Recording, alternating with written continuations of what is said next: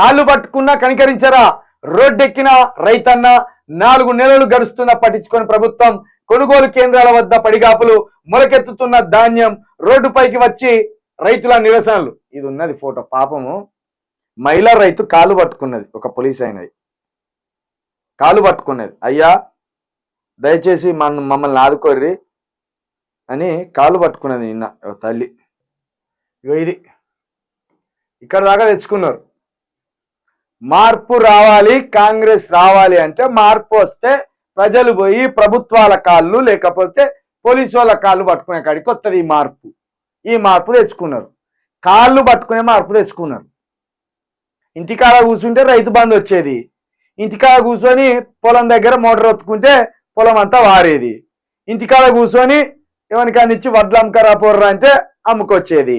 ఇప్పుడు అది నచ్చలే రైతులకు, అది రైతులకు నచ్చలే. ఇట్లా కాళ్ళు పట్టుకోక చాలా రోజులు అయింది అనుకొని ఓట్లు తీసుకపోయి కాంగ్రెస్ కేషన్లు. ఇప్పుడు కాళ్ళు పట్టుకుంటున్నారు. గీదా కాళ్ళు పట్టుకుంటే రావు తల్లి, గల్లలు పట్టుకుంటే వస్తాయి. కాళ్ళు పట్టుకుని బంద్ చేయర్రి, గల్లలు పట్టుకుని నేర్చుకోరు.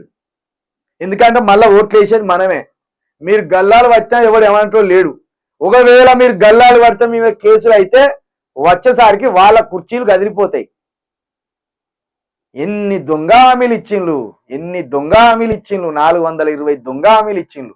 అవి ఒక్కటి సాధ్యపడేది, ఒక్కటి సాధ్యపడేది. ఇప్పుడు అవి ఎట్లా సాధ్యపడతాయని చెప్తాయంటే, మనం ఒకవేళ గుడికి పోయినాం అనుకో, అయ్యగారు ఏం చేస్తాడు, తీర్థం వస్తే ఇట్లా అంటాం కదా, ఇది కడుపు నిండేది కాదు, కాలు కచ్చేది కాదు.